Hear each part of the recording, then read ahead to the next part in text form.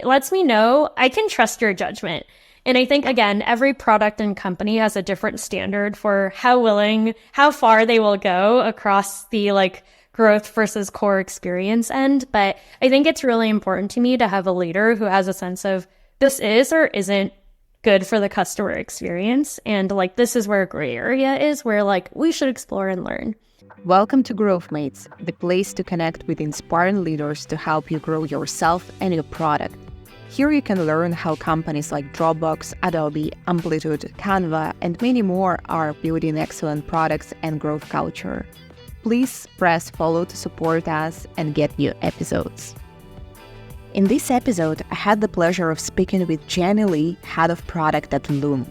We explored the evolution of Loom's growth strategy, especially post-acquisition by Atlassian. By the end of this episode, you can learn how to start performing as a new leader and build the growth function, how to hire for growth and core product roles, and my favorite insight about the most impactful experiment for Loom in the last year. If you find this show valuable, please share it with one of your colleagues or friends. It gives huge support to continue creating it. To receive all episodes right in your inbox, subscribe to katesuma.substack.com. With that, let's dive in after a short announcement. This episode is brought to you by Appcues, the platform that helps you design, deploy, and test captivating onboarding experiences in minutes, not weeks. Appcues created the Product Adoption Academy, which includes courses, templates, and examples to help you level up your product adoption, and you can use it entirely for free. Check out the 5-step growth flow review template, which I created to help companies connect growth hypotheses with behavioral patterns to uncover meaningful improvements. Find an example of Dropbox Onboarding inside and use this template to review any growth flows in your product. Get the template through the link appcues.com/growthmates. Hello, Jenny. Welcome to Growth Mates. I'm so happy to have you on this show today. It's been long-awaited episode for me personally. I'm a huge fan of Loom. I'm a huge fan of your work. So welcome. Thanks, Kate. I'm so excited to be here. I am also a huge fan of yours and really excited to nerd out on all things growth today. Let's do that. Jumping right away to your fantastic background. You worked at amazing companies like Box, Open Door, you supported Superhuman, and for the last 3 years, you've been building Loom, one of my favorite products these days. And currently, you are already at a senior level, at a director level. Based on my expectations, probably, it might be quite an intense and challenging role. And I'm very, very curious to ask you, how does your day-to-day look like? And what do you find maybe most pleasurable routine in your quite a demanding role these days? Yeah, I'd say my day-to-day looks pretty different most days. There are certain meetings or rituals that we have on a weekly basis, monthly basis that really allow us to make sure across not just the product team, but cross-functionally, we're executing well in the nearer term and that as a team we're cohesive. But I think today, otherwise, a lot of my day-to-days are one-off meetings where we need to make decisions or resolve conflicts, or my regular one-on-ones with my team. And so a little bit all over the place. I'd say the one meeting kind of related to your second question that I love and is one of the most enjoyable parts of my job are what we call product crits. It's very, very similar to a product review, but I think as a product person at heart, it's where I still get to nerd out on product. What's getting built?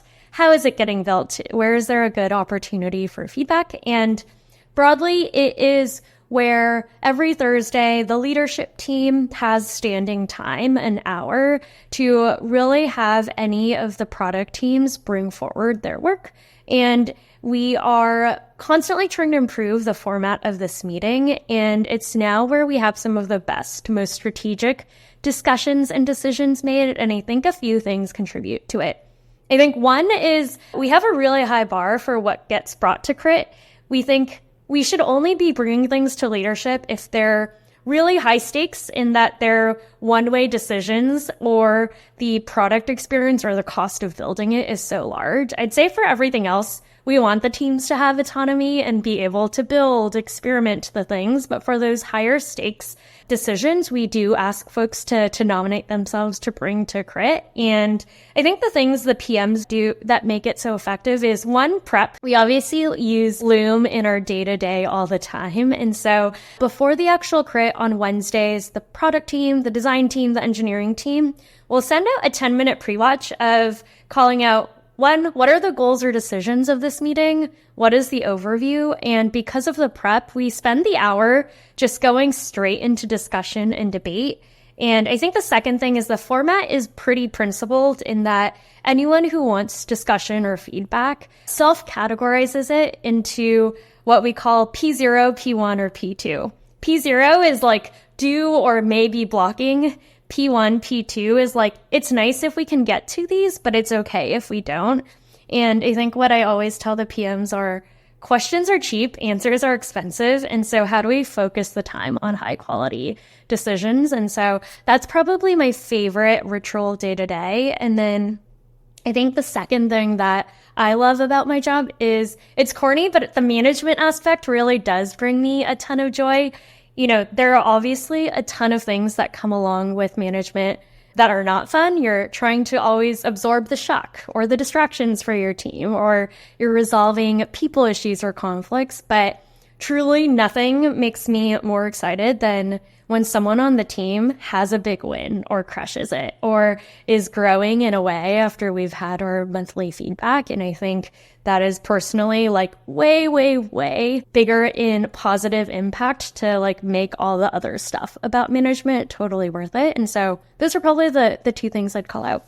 Wow, super interesting, Janie. And when listening to you, I already feel your energy, you know, and probably it's visible, like how you enjoy your role and your job.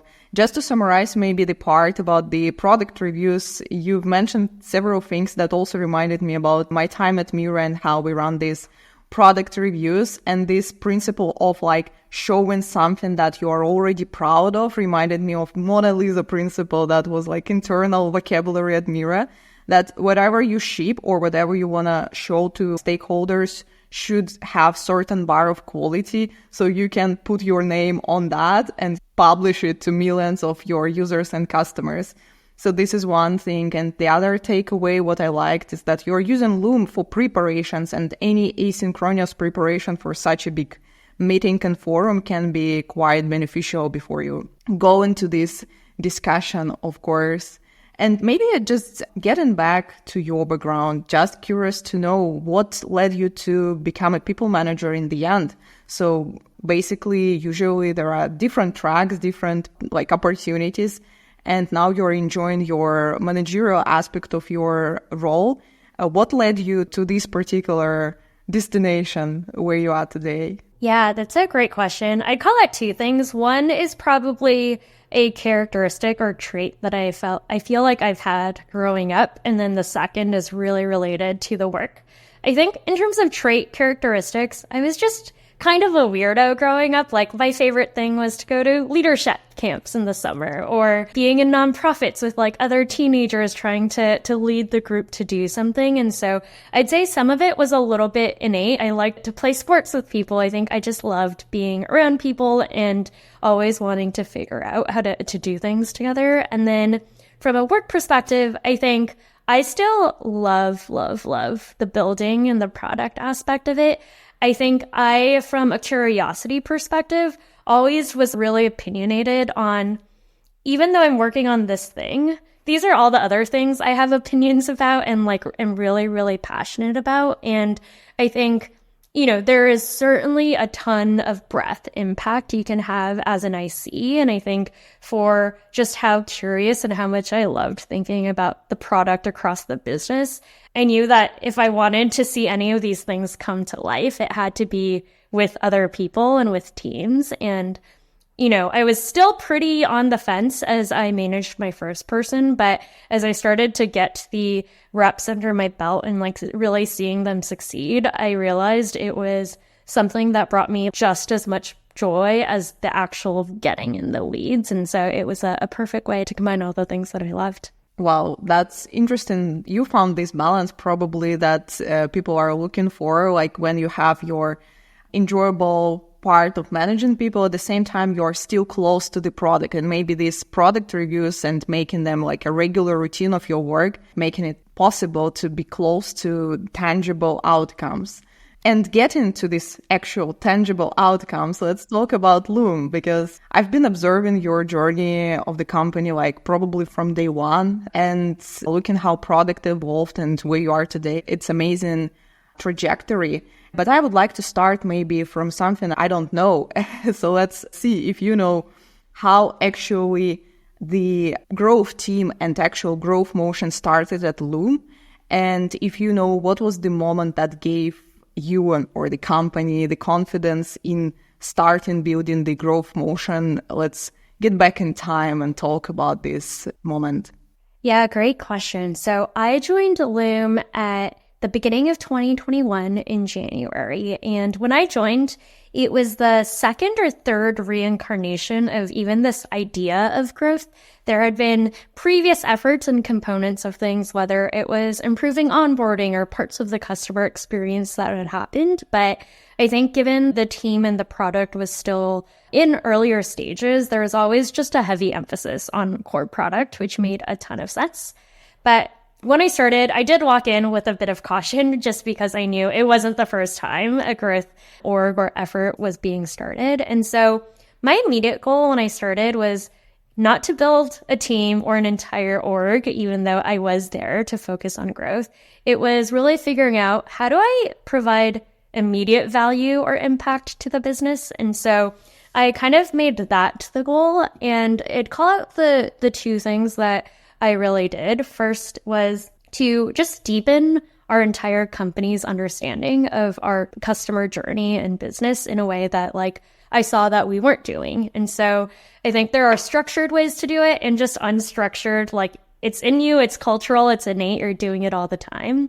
From a structured perspective, it's just the classic 101 of growth, right? I worked with a data partner and we were like, can we just get a growth dashboard together? I truly don't even know how many signups we're getting and how are they activating and are they or aren't they converting? And even though it seems so basic in terms of the fundamentals, I think creating that dashboard and starting to embed it in some of our company-wide rituals to talk about it was a cultural shift. And then second, in an unstructured way, I just tried to understand our customers as much as possible. And so, truly it was so scrappy, but I would just write SQL queries to understand more about our new users and try to bring and share those insights. I'd record a Loom and say, hey, I was just digging into this question of which recorder are new users using, or what challenges might they be having. It turns out a lot of people weren't actually comfortable in front of a camera. And so being able to share those insights, I think, really started to get people to buy into not growth as a concept, but this is the power of data. And when we use it, it makes our product better in these ways. And then I'd say second, a little bit more tangibly, I just focused on driving impact and wins. And in the early days, especially when growth is so nascent, there's going to be a backlog of no-brainer things we should do. And it's even if you don't have any data and you just create a new account, go through the flow, and you've experienced great products in your everyday life, hopefully that backlog is really easy to start building. And it can get more complex and nuanced and sophisticated over time. But at the beginning, it was just, hey, these are all the things that I think we can do, even to reduce friction. Creating video is hard enough, so let's not make any other part of the experience hard. And by doing that backlog, understanding our journey, we just had incredibly big wins by doing very, very small things. And as we started to get those wins, two things happened. I say, one, we started investing more in our platform to make it easier for more folks to run these types of experiments. Literally as simple as make the onboarding flow shorter. And then I think second is we afforded ourselves opportunity to take bigger bets, whether it's completely redesigning an onboarding experience because we had these other things that we could hang our hat on. And I'd say as that happened, it became less about should we build or invest in an entire growth org and more about, hey, like we should absolutely do more of this. We want more people dedicated to this. Like, Janie, you should hire someone. And I think that really is the first bet. It's hard to get buy-in to commit to this all or nothing approach. And so really just started there first, and the rest kind of fell into place. So many things here. It reminded me about this recent article that Kyle Poyer with the lady shared about first 90 days. And they asked different leaders like Melissa Tan, Elena Verna and others, how they recommend to start your first 90 days in the company. And some of the things you've mentioned, like understanding customers, reviewing this funnel end to end, were in that list of 25 items. We will attach this to the episode notes as well. And I'm curious, maybe in your first 90 days, was there anything special that you tried that helped you move forward and bring some value, or even like onboard yourself into this company? If something stood out for you that you'd like to share? Yeah, I think in addition to, like you said, understanding our customers, our business, and some of the quick wins, I think the other one I'd call out is just sharing that 30 or 60 day readout of observations based on all the conversations you've had with your fellow coworkers, like some of the big pain points and your observations about the product, I think really, really helped. I always say being new is a superpower. You afford yourselves to ask all of the basic questions. You have perspective that maybe everyone had at some point, but as you start working on a product or in a company, get lost over time, but is in fact extremely important still. So I'd say being able to share some of my big observations, areas where as a newer user, the product was still really difficult or where I felt like there was a lot of opportunity, I think also gave folks a chance to see how I think, how I operate, and to build credibility with some of the small wins that I recommended. Absolutely. One of the advice on this summary was also to registering the product by yourself and collect all the observations and improvements that you can. This is exactly how I'm doing actually my work as an advisor these days. I just, do my audit of any product that needs my help. And I think anyone who starts working on a new product related to product, it can be designer, product manager, like engineer, could benefit from doing this sign-up journey even before even starting interviewing at this company, just to be more intentional and already show some observations. Getting back to this theme of starting a growth team, you mentioned that there wasn't such an intention, actually. There was just an intention to drive experiments, drive value, and you started hiring people for that, not necessarily building the growth org. These days, product-led growth is a very popular theme, and companies at different phases start thinking, we need to build this team, we need to build the product-led growth function. And what do you think people most commonly misunderstand when they're considering introducing the product-led growth? Yeah, I think the biggest one is that product-led growth alone will solve your growth or revenue problems. And I think it's tempting because when you go from not having a PLG motion to having one, in many cases, you will see impact. And so it's easy to think, okay, let's just keep investing here. But I think at the crux of it, there are probably two things with your current product and product market fit and future product market fit. First is you have to have great product market fit, and you need to know the deep understanding of your core product value before you add a PLG motion on top of it. Sure, if you reduce friction to a product, you might see some wins, but I think that's a really cheap calorie. And so I think that fundamental, we know for certain that our product really resonates and is impossible to live without for some customer base is really, really critical.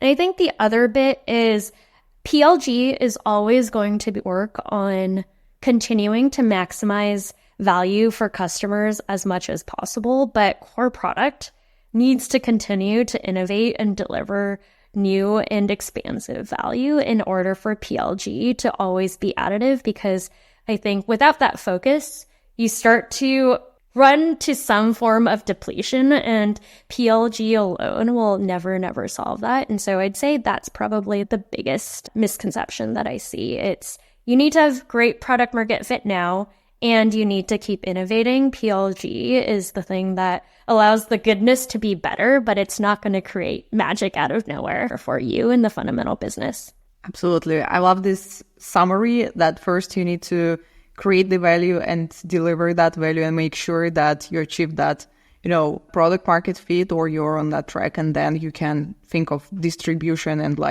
also how to scale that distribution further. Talking about that, maybe also get into the current moment of Loom and your success. What was probably one most significant change that had the biggest impact on your product in the last year, maybe? You've mentioned that small things had a bigger impact. Very curious to hear about some examples of that. Yeah, one of our highest impact growth experiments was also one of the most controversial ones, or ones where philosophically there was a lot of debate and hesitation. And it was really on how we treat anonymous viewers of Loom. I think Loom has the great benefit of having a natural flywheel effect. If a creator records a video, you by default have to send it to someone for it to be viewed. And something that I think has helped our growth over the long course of time is we make it impossibly easy to view a video. You don't need to sign up, and you can just watch it completely anonymously. It's a double-edged sword. It reduces friction, and it gives creators extremely quick validation that the thing that they recorded was valuable and viewed. On the other hand, it is extremely unsatisfying for a creator to receive a view from someone and not know who it is. It's like on Instagram, if you were to get 100 likes and not know where it came from, it would be nice, but not as satisfying as knowing who or where it came from. And so one of our teams really wanted to explore, is there a way to gate viewing such that people had to sign up? And I think this is probably one of the experiments where it really changed and rocked to the core our principle on just make it as easy as possible to view. And I think I would also call out, it's really important to have product and experience principles here, because there are many ways to gate something, especially an action like viewing. You can be as explicit or in your face as you want, or you could be subtler or gentler. And our team found, I think, a very delightful way to gate viewing, in that we asked customers or viewers to actually add their name or sign up so that the person who spent all of this time creating a video for them could know that they actually watched. And it was really pulling on the principles of reciprocation and gratitude rather than we want to get in your way. And it drove some of the biggest step changers that we had seen in signups in a really, really long time, because we have such a large volume of these customers who are pretty high intent, right? They know the product, they're viewing it, getting great value out of it. And we were then able to give them one incremental reason to actually create their account. And so it was one of our largest wins. I think there are many ways to gate, and it's really, really important from a customer and product principle to understand where you want to fall on that spectrum. And I think anywhere you fall is totally okay. I think it's a product and company perspective you need to have. And we said, hey, we want to take this win, but we're not going to go so far such that we make this feel like a terrible experience. How do we find our way in the middle? And it was still able to drive a pretty big change in our experience and impact to our top of funnel. Wow, this is so interesting. I just want to go and check how it looks like and just to experience it myself, because I've been solving similar problems at Mira, similar nature of collaborative products. And it reminded me about this concept of product-led acquisition, basically. So when your product already has some ways or surfaces to acquire new users through the product itself, it's beautiful, it's amazing. It's a pure product-led growth situation here. And interesting example, let's check it all together, and our listeners totally recommend to do that. You've mentioned several times already this concept of finding the balance and following product principles while we are trying to drive growth.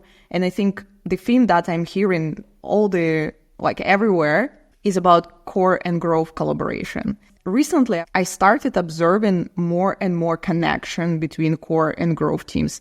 Sometimes I've even noticed that companies, when they are doing reorgs, they are trying to connect these teams even closer. Or sometimes they realize that some growth teams are actually core teams and they are moving them to core.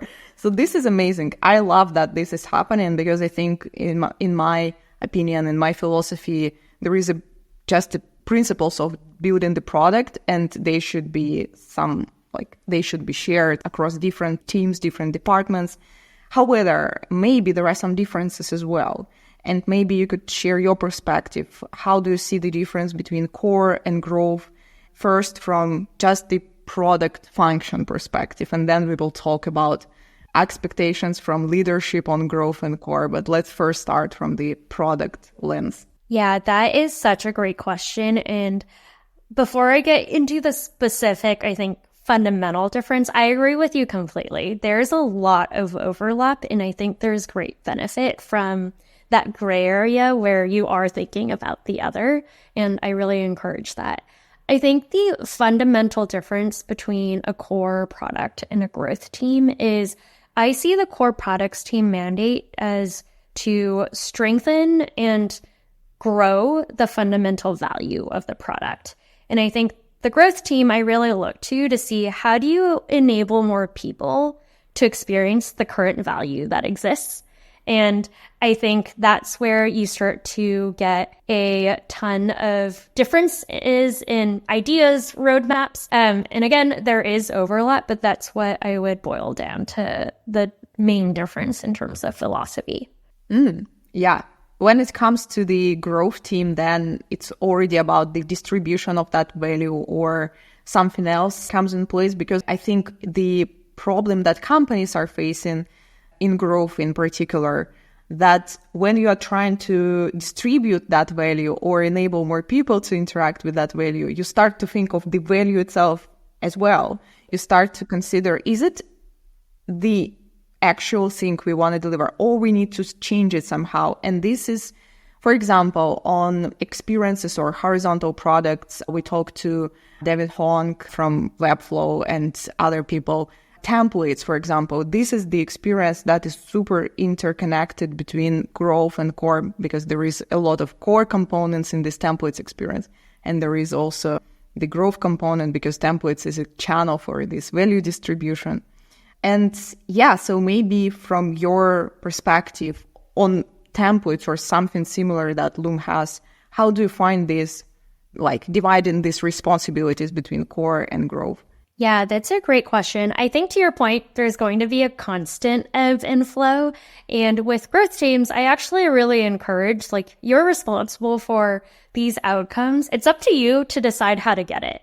And I think in the earlier stages of growth teams, they'll typically find a lot of the quick wins. And as that team matures, they start to really understand that part of the product value or experience. And then two, I think the quick wins start to saturate over time, and you actually have to start fundamentally think about the experience itself. How do you strengthen it? And so I think that's where we see a lot of our growth team and core product teams find a way to meet somewhere in the middle. An example is with our core recorder experience.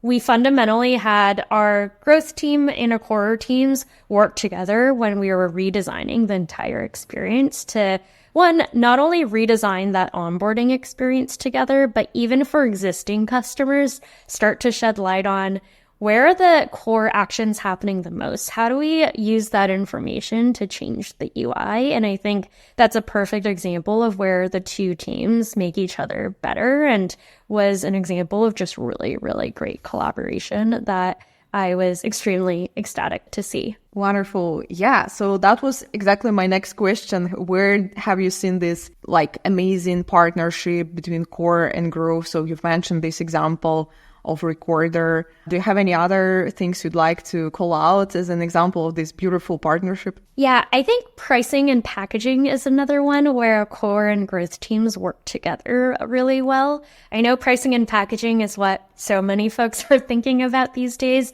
but just for background context, our billing and monetization team own our billing platform, and the implementation of all pricing and packaging. And so I think as a result, they have a pretty centralized view of all of the different components, levers of pricing and packaging.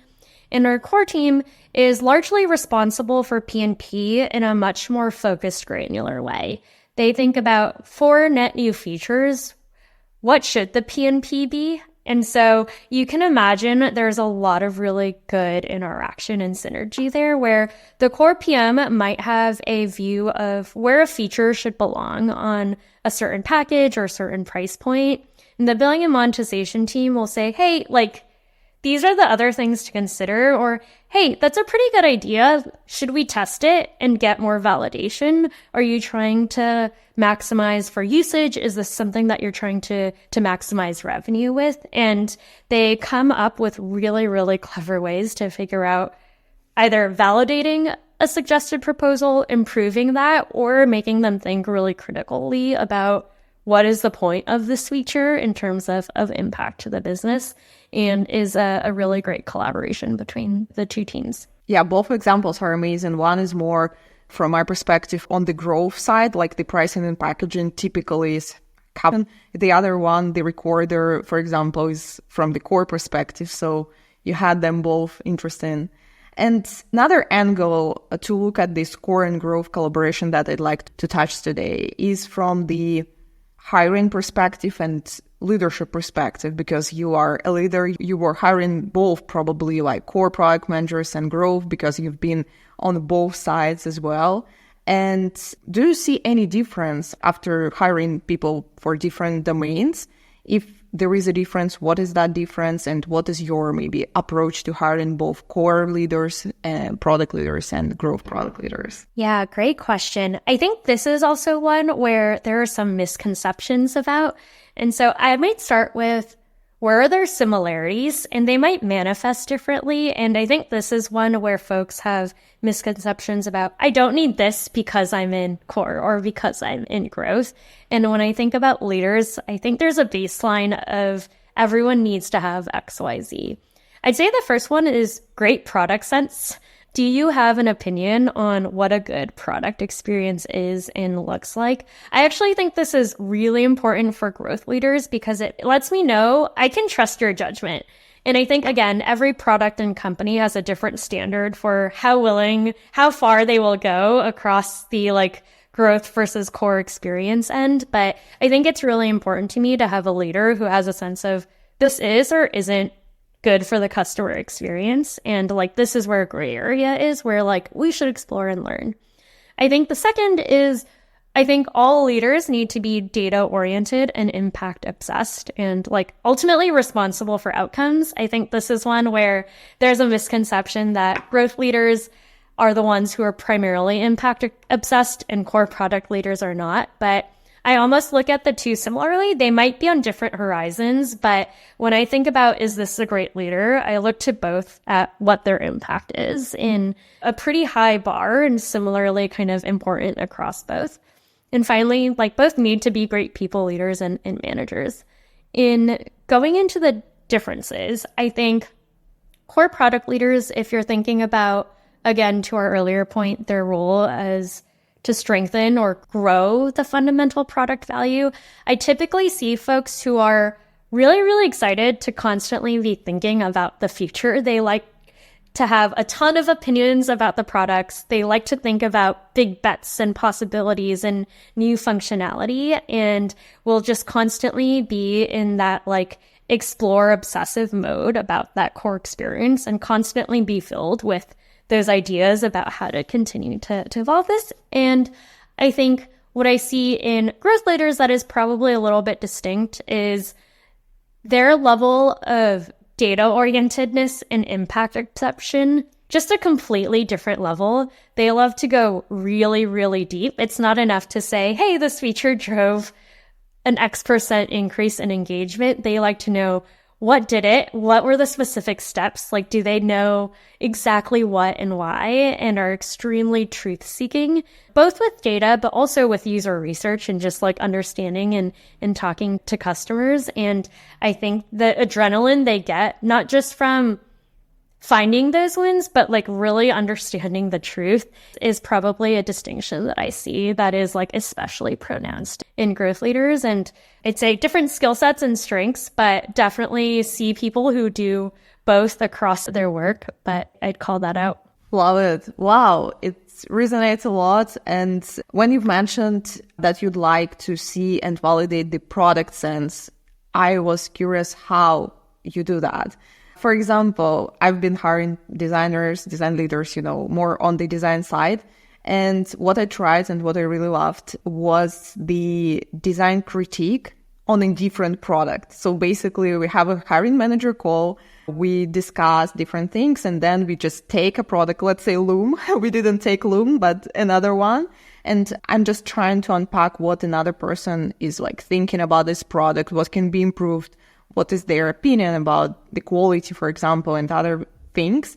What is your approach to validating this product sense on interviews for product leaders or other people who need to represent this skill very well?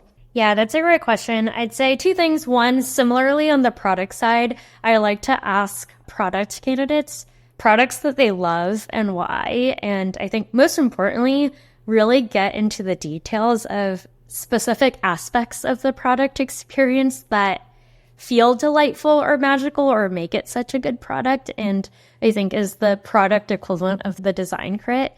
The second, I know this one is probably a bit controversial, is I love a take-home. I think in terms of seeing how people approach craft, we try to leave it purposefully vague and time constrained, but I think seeing what you do with a blank canvas, what you choose to focus on or not focus on, is extremely telling of how you approach the craft and product intuition bit. Some folks, I see people go out of their way to like create a fake mock. It is certainly not up to design standards, but it gives me a sense. Other people will just really anchor on, hey, here are the product principles that I think are absolutely necessary in designing or creating a product. And there are multiple ways to show it, but I think whether it's visually or in written or verbal communication, the take home for me is probably the highest signal indication of how people approach the craft and intuition piece.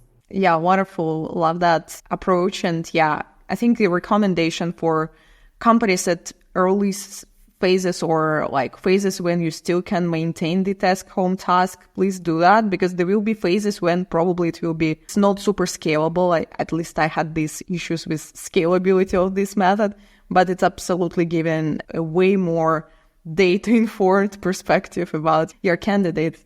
Let's move forward. And there is another theme that it's probably hard to avoid this theme, and everybody is curious about that. Loom after acquisition.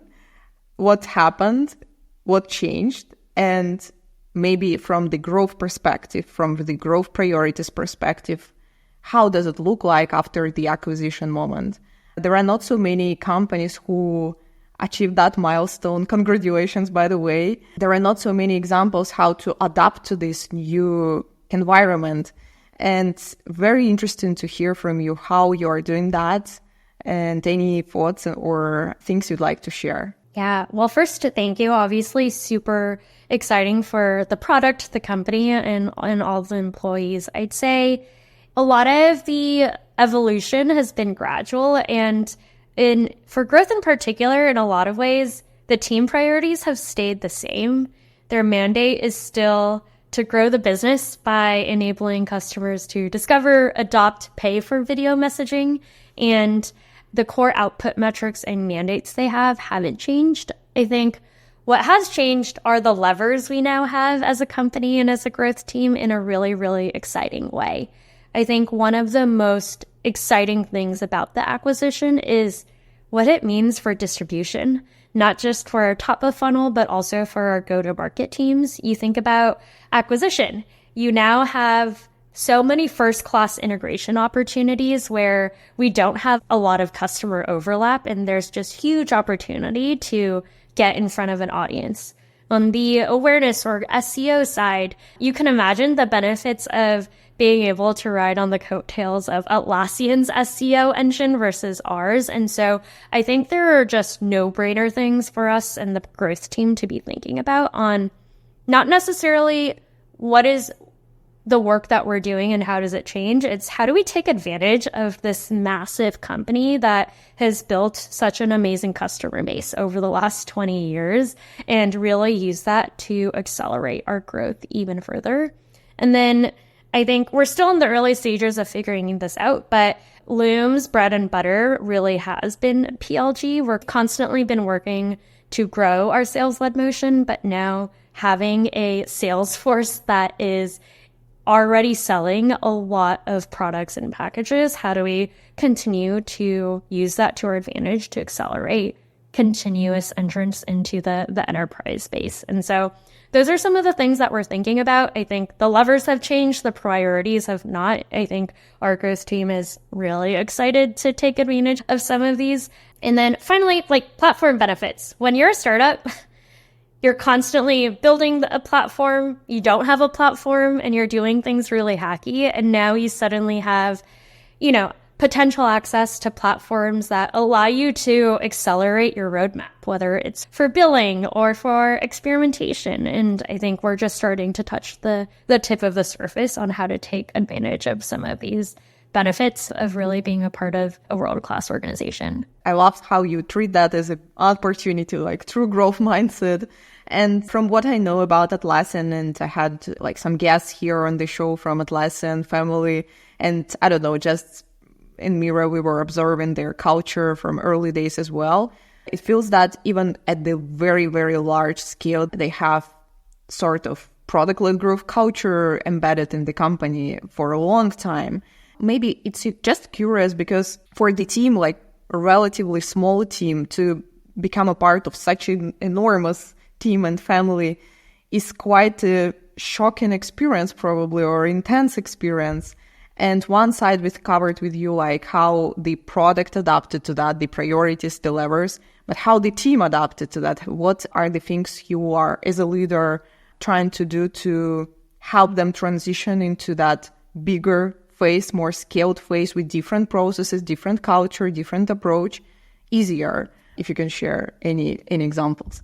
Yeah, that's a great question. I think first and foremost is how do I make this gradual? And so I think as a leader, truly getting to the crux of what is critical that we do now versus can wait for 6 to 12 months, whether that is transitioning a vendor or being embedded in all of these processes that exist today versus tomorrow. And so as the acquisition happens, I think it's thinking through that and really prioritizing what is the change worth ripping the Band-Aid off now and like what can wait. And I do think there's something to be said about just the gradual nature of the change that is really important. And then I think the second biggest one is just starting to develop a new muscle in, I think, two things. One is context, and then two is really becoming less reactive and more proactive. At Loom, it's really easy to know everyone at the company, exactly who's working on what, and you can typically go to one engineering team to get the full context you need to build something. Obviously, Atlassian is a multiple product, over 10,000 employee company. And so I think that's one where we're just growing the muscle of like, not one person is going to have all the context or the answers. How do we make it easier for ourselves to get the context that we need to do our best work is just a switching a mindset thing that I think we're still figuring out. And the team is, figuring out who are the go-tos who do know who to go to so that we can make this more efficient for ourselves. Like, what are the channels that we should be using to ask for this information? How do we escalate when we just don't know? And so I'd say the context gathering is one where it just requires a different muscle and is only natural because you do have many more systems, products, teams when you enter such a large organization. I think the second is switching from being reactive to proactive. When we joined Atlassian, it was so amazing. Everyone was extremely welcoming and excited, especially because Atlassian was using Loom internally. What that also came with was a lot of inbound pings to leaders, to individuals, to PMs, and in a way where people were like, oh, I feel like 20% of my time is figuring out how to respond and how to be really reactive to folks who are genuinely asking great questions or just wanting to learn more. And I think from a team evolution perspective, I think like not just PMs, but across the board, we're figuring out, okay, how do we actually be more proactive? How do we scale what we're doing, the progress we're making, our roadmap in a one-to-many way really efficiently so that folks always know where and how to get that information?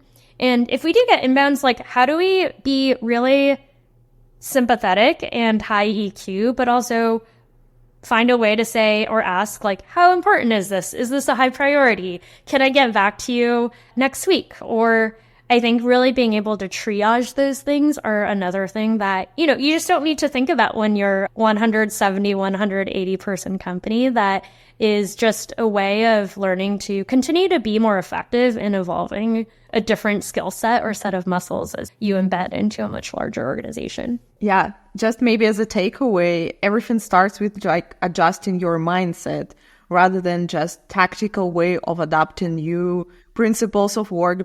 And everything starts from the leadership. When I look at you, I feel, relaxed. I feel good.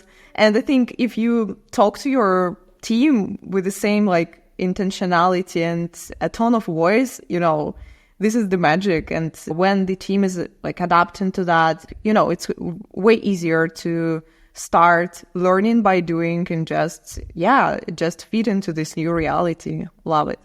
Yeah, thanks, Janie. It was a fantastic conversation. I don't want to stop it, but we are at time and we have just some lightning round, some questions that I usually try to change.